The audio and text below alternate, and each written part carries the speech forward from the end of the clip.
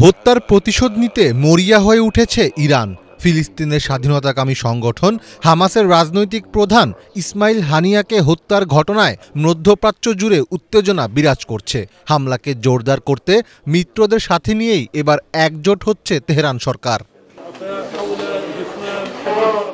জানা গেছে এবার ইসরায়েলে সরাসরি হামলার প্রস্তুতি নিচ্ছে ইরান।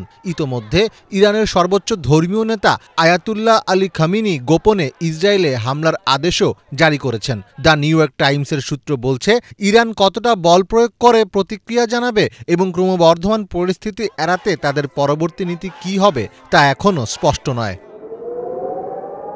এর আগে গত এপ্রিলে ইসরায়েলে এক দফা হামলা চালিয়েছিল ইরান। অবশ্য ওই সময় ইরানের ৩০০টি ড্রোন ও ক্ষেপণাস্ত্রের ৯৯%ই আকাশে থাকা অবস্থায় যুক্তরাষ্ট্র, ইসরায়েল, জর্ডান ও যুক্তরাজ্য জোট ধ্বংস করতে সক্ষম হয়। তবে এবারে ইরান কিভাবে প্রতিশোধ নিতে চায় তা এই সংঘাতে পার্থক্য গড়ে দিতে পারে। ইরান যদি আগের মতোই সরাসরি হামলা চালায় তাহলে উত্তেজনা যে আরও বেড়ে যাবে তাতে কোনো সন্দেহ নেই।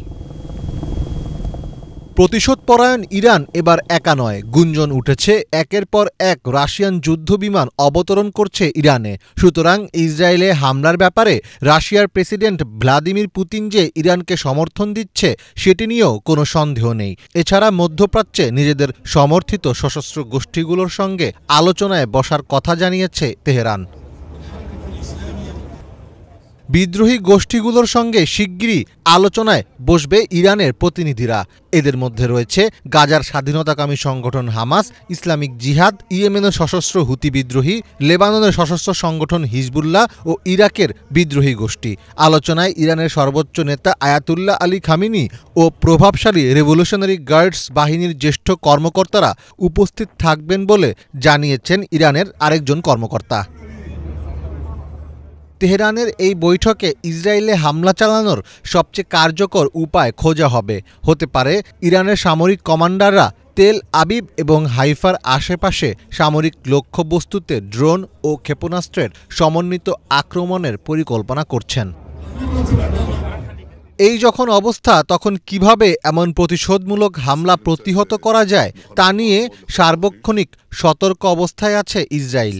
ইরান ও হিজবুল্লাহর প্রতিক্রিয়ার ভয়ে ইসরায়েলের অভ্যন্তরে ভয়াবহ উদ্বেগ ও আতঙ্ক ক্রমশ বৃদ্ধি পাচ্ছে। ইসরায়েল তাদের হাসপাতালগুলোকে প্রস্তুত করছে এবং আশ্রয় শিবির তৈরি করছে। এরই মধ্যে বেন গুরিয়ান বিমানবন্দরে সাইবার হামলাও হয়েছে। ওই সাইবার হামলায় বেন গুরিয়ান বিমানবন্দরের অফিসিয়াল ওয়েবসাইট অকার্যকর হয়ে পড়েছে। এ কারণে বিমানবন্দরের বিপুল সংখ্যক ফ্লাইট বাতিল করতে হয়েছে।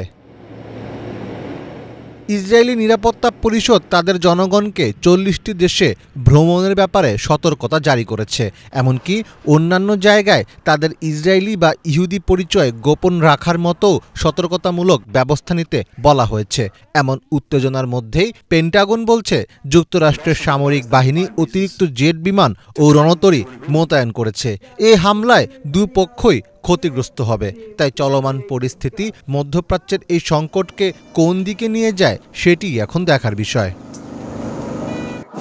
মীর ফজলে রাব্বি, বাংলা ভিশন।